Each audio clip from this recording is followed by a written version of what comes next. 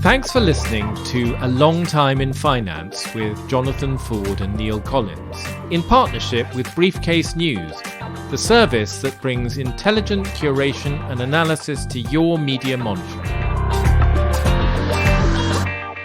This is a bit of a new direction for us. It's part of a series that we want to make looking at iconic companies that went wrong or disappeared. And the idea is to look at why that happened, what it meant, and whether things could have turned out differently. And we thought we'd start with a company that really looms very large, or used to loom very large in the British industrial scene, which was ICI, or Imperial Chemical Industries, which was often seen as British industry in one great big box, wasn't it, Neil? Yeah, it was considered to be the bellwether of British industry. Whether that was right or not is another matter, but it did bestride its markets. Like a sort of crumbling colossus. Like a colossus, okay. Anyway, it was founded in 1926, really explicitly to create a British chemicals giant to rank alongside IG Farben, DuPont of America. And it was, for decades, Britain's largest manufacturing company. It enjoyed a very strong position in the UK and the Commonwealth and was a very innovative business. I think by 1993, which is, of course, when it split up, it had generated 50,000 patents, apparently. Whether those were particularly remunerative, we'll find out.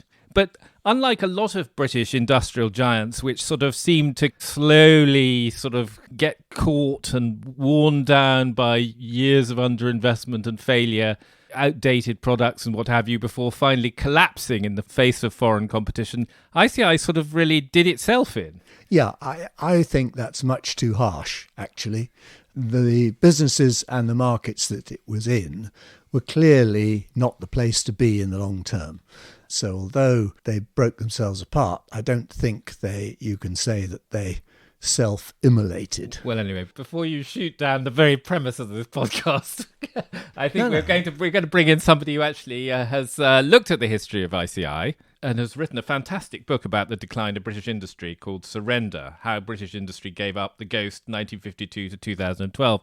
So I'm very pleased to welcome author, journalist and industrial commentator Nick Comfort. Nick, hi. Hi, Jonathan. Hi, Neil. Nick, you've heard our sort of half-baked views on ICI and its significance, but perhaps you can sketch out for us how you saw as a long-time sort of industrial watcher of the scene, the sort of importance of ICI and its sort of status within the British manufacturing world. Well, I think in a sense ICI was the bedrock of British industry. It was producing all sorts of really basic things that other firms needed, everything from salt to urea.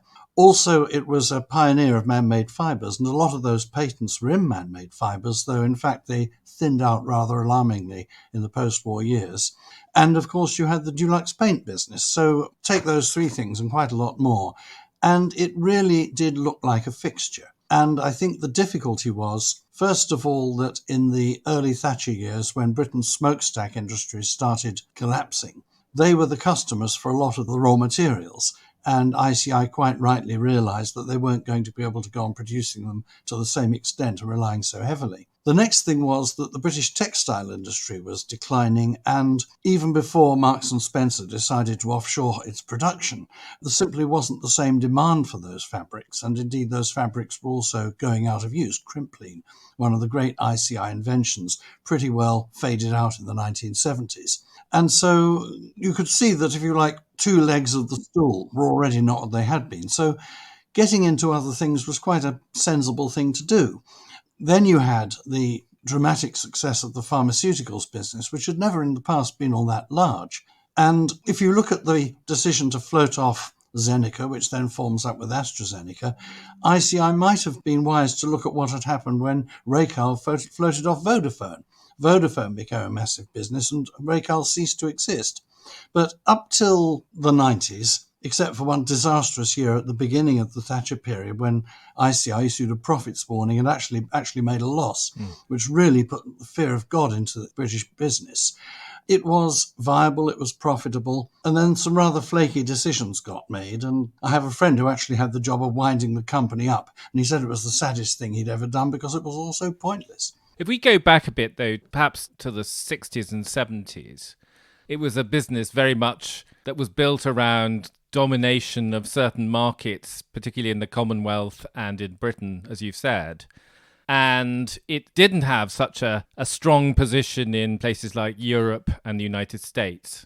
Things like, the UK joining the European Economic Community in 1973, which would have effectively reduced a lot of the kind of tariff barriers around ICI's home market and other markets in which it operated. To what extent did that really begin to change the picture and make the kind of coherent structure, if you like, which existed beforehand, seem sort of slightly outdated? Well, for a start, it gave the German companies like Bayer a much greater interest in selling in Britain. But also ICI was very slow off the mark in getting involved in Europe. It did have one small German business that it set up, but as we went into the EEC, it chose to go far more into the United States, and there were a couple of big plants opened there. And the whole structure of ICI was not equipped really for dealing with the great new opportunities that were supposed to exist in Europe. Why was that? I think it was a cultural thing.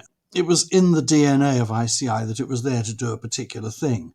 And although the management of ICI in other respects was enterprising during that period, it just didn't seem to register with them that they needed to get involved in Europe to the extent that European firms were getting involved in Britain. Yeah, their focus was really on the old Commonwealth, wasn't it? Very much The so. Commonwealth. And that was not a particularly attractive place to be compared to the markets of Europe and to a lesser extent in America. I don't think their failure in America was quite so bad, but they should have seen that the world had changed when we joined the common market. So we have the 70s, they come through the 70s, which is obviously a turbulent period because of rising oil prices. Chemicals companies are obviously quite affected by fossil fuel prices, and the slow economic growth of the 70s would have also been a drag. The 80s, as you say, start with this colossal recession, which is a huge shock to ICI and makes it think that it needs to restructure. How effective was their sort of change of heart, if you like, or willingness to change in the 1980s when you had people like John Harvey Jones in charge, who's quite a well-known figure, I think? Well, I think in a way having John Harvey Jones in charge obscured the difficulties they were having in changing the culture. Here you had this marvellous sort of quintessentially English figure who presents himself as an entrepreneur, goes on to do this TV series about how to have a successful business. But so much of ICI was about process. I suspect administrative as much as manufacturing. And its heart was really still in these colossal chemical plants in the north.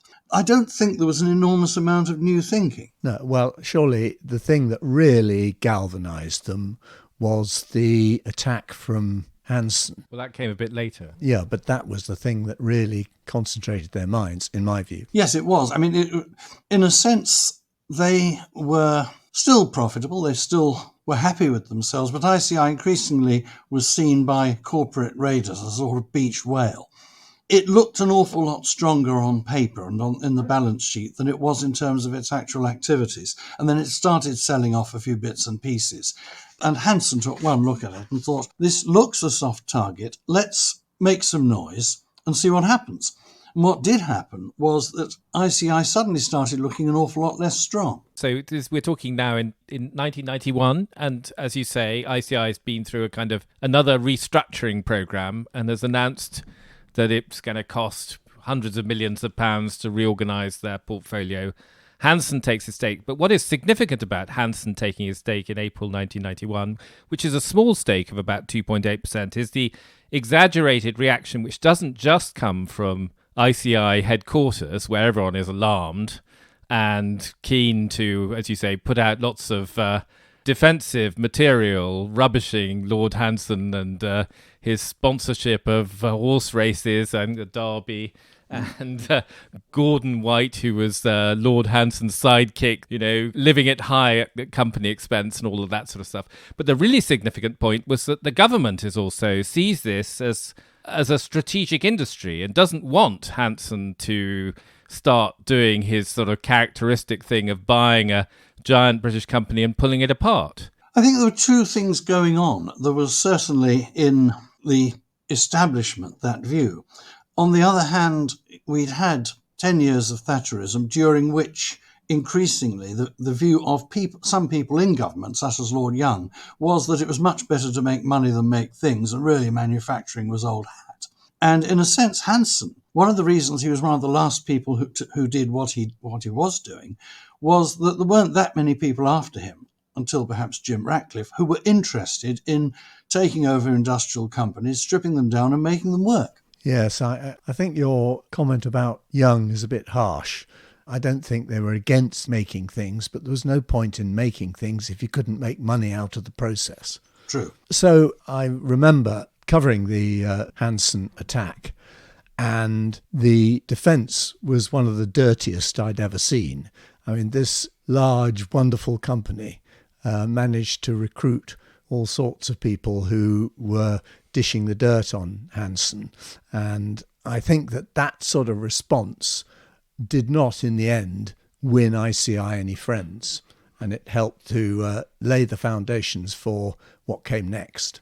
In a sense, I think that was almost seen as a sign of desperation. It was an oath from the pulpit, because of all the companies who you would not expect to fight dirty, ICI was probably the premier example. Yeah, quite. One of the things which people look at ICI and its history and they say the decision to allow ICI, and we'll come to how ICI does sort of break itself up and disappear in a minute, the decision, to sort of stand aside and take a very laissez-faire view of what happened to ICI and its disintegration is a sign of Britain not really having any sense of what its own economy was about. Do you think that's true, or do you think that they just had a sense that whatever their economy was about, it wasn't about bulk chemicals anymore? Well, there's a big debate going on at the moment in the States about whether industrial policy is something that ought to be had. And a surprising number of people across the political spectrum are saying you actually need one. And I think the late Thatcher years, the early Major years possibly, were the point at which industrial policy was least considered a good thing. This rumbled on. I worked in the DTI for a time in the early 2000s, and the idea wasn't dead, but people could see there was some point in having one. But I think at this precise moment, particularly as the basic chemical need was not seen as so great, and certainly the things ICI are producing in the north were not seen as strategically important in a way perhaps that they would be now. In a sense, it was allowed to happen. Yeah, you say it as if you think that this was a disaster. I have to say I'm not convinced that it was. I would say that it was sort of accelerated evolution. And as my friend Christopher Fildes has remarked, if they'd called the pharmaceutical side ICI and called the old ICI something else, then it would still be at the top of the charts today, as it is through AstraZeneca. I don't think we should weep too much for what has happened. I'm going to interject a note of disagree. I mean, I think what you substitute, you obviously don't have much of an industrial policy, certainly as far as these industrial companies which are largely in decline is concerned, as to what it is the economy should do.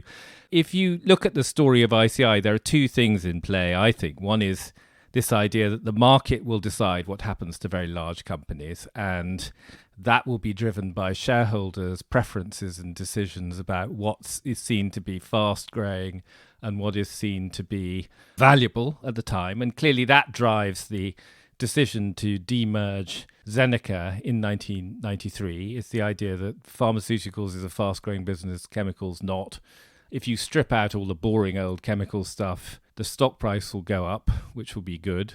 And also the company will be able to acquire other pharmaceutical companies with paper, which is indeed what did later happen with the acquisition of Astra, or the merger, I can't remember what it was. Merger. The other side of it, I think, where there is an industrial policy of sorts, it is basically a decision that the world, which is becoming more globalized, is open. We don't need to worry about owning all the things we need to consume. We can get them from somewhere in the world. It'll all be fine. And if we are to worry about anything, it is to make sure that our specialism, which is largely in financial services, is one that's going to flourish. So the energy in industrial policy all goes into that. That's what I would say. So you don't have an absence of it. You just have a different focus. Well, I think the argument that you major in financial services, it isn't really an industrial policy, it's something else. I think Neil's right. I think the important thing is that most of what ICI used to do is still being done. Yeah. A lot of it's not being done by British firms. Quite a lot of it is being done by INEOS.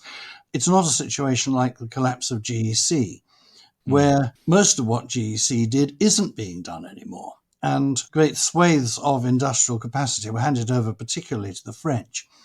And where one corporate mistake followed another. I mean, if you like, GEC is suicide. I don't think you can say that about ICI because an awful lot of it is still going on under other names. A few key things have been lost. There are various chemical plants who are producing things that no one else in Britain produced and which are pretty hard to get hold of. But the results from that have not probably been as serious as they were supposed to have been.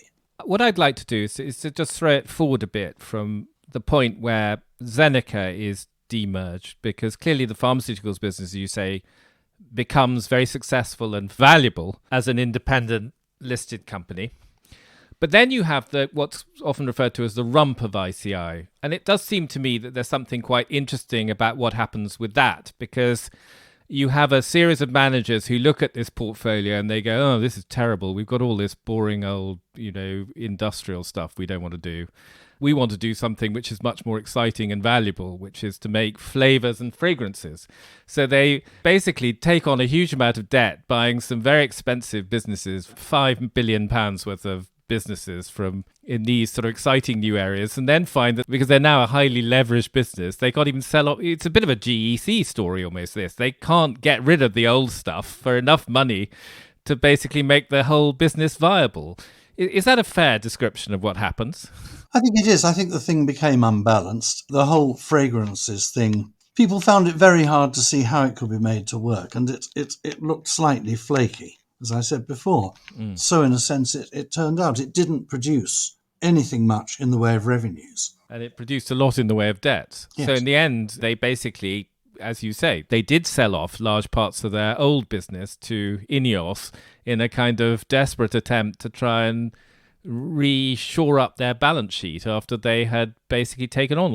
That sort of idea, the idea that we need to reinvent a business by selling off the boring bits and doing exciting new expensive things, seems to me a very unsuccessful business strategy. Well, it rather depends what you do, doesn't it? Well, it was the thing of its time, because you had George Simpson doing exactly the same thing at GEC, and George Simpson had the advantage that he had Arnie Weinstock's massive pile of cash behind him, and he still managed to blow it. ICI didn't have huge reserves of cash, which is why they were caught. Well, I think they were caught because they were doomed. It required the sort of root and branch restructuring, which we've seen with the new owners of so much of it, of which INEOS is the most obvious. Yes, I think it's fair to say that most of the basic chemicals side have been operating in the same way with the same manning for a very long time. And it was inevitable that anyone else coming in would think, hang on, we could do a lot of this with more modern processes and far fewer people. Which is not necessarily a bad thing. I don't think we should consider the demise of ICI as a national disaster. But I want to come back to another point, which is that period, although people often look at the Thatcher period and they say, well, the British industry sort of tore itself apart, it was torn apart or whatever. If you look at it, a lot of the really big changes happen in the late 90s and early 2000s, when lots of big UK industrial companies effectively sell themselves off. And you've mentioned some. Raycal would be one example. Blue Circle, the cement business, is another. These big old sort of industrial names. And ICI is another example. And the question often debated at the time in various places, which I used to work in, was, does ownership matter? And should we really be bothered about this? And the general view was, oh, well, in this sort of globalized economy, it doesn't really matter. But do you think we were too careless? I think we were. About 10 years ago, I went to hear a lecture by Terry Burns. And he said the purpose of having a company is to build it up so that you can sell it off. Now, you may well argue with that. I think I would. So would I. He was a civil servant, after all. The next thing is, who do you sell it to, if that's the purpose? And there are so few potential people you can sell it to in the United Kingdom. It almost has to be American or continental. I know someone who's got a company to sell at the moment. It's a big company. It's not an industrial one. He said, well, there's no point in going for an IPO, so we'll have to sell it off. And he named a couple of companies. There are simply very few British companies, with the possible exception of INEOS, who are ready to come in and be a sort of mothership. You then have the effect of this on the stock market. You have the increasing involvement of private equity. It's part of a completely different structure. We're not really here to debate the rights and wrongs of that. But you are in a situation where continuous production of something is not seen as the aim of a company. I don't really agree with Terry Burns's comment. There are plenty of other things you can do if you have a company that you own and no longer feel that you can run. I would say that the sort of industrial revolution that took place under Thatcher and continued really under Major Ann Blair, to support my thesis there, I would point to the British motor industry, which as soon as it was essentially owned by foreigners, it started to revive after 20 years of continuous decline. But now they've closed most of the plants. Well, that was then. This is now. I mean, that's a different. But that's an entirely different. That's an entirely different situation, I would say. Do you think? I mean, before I know this is going to once again light a long fuse on Neil's sort of. No, I'm Cerberus kind of market fundamentalism. But do you think that liberal about this? Do you think that where we are now, Nick, there is any merit in looking at some of these questions of industrial policy afresh, or do you think we just stick with what we have? Well, I think there are an awful lot of battles it's not worth fighting because they're over. Yeah. I do think there is the need to do some of the things the Biden administration's doing, not all of them, in terms of seeing what you can do to revive your nation's industry. If people are going to discriminate against you, and we're particularly in this situation post-Brexit with Europe, are the things where we should be imposing tariffs? Possibly not.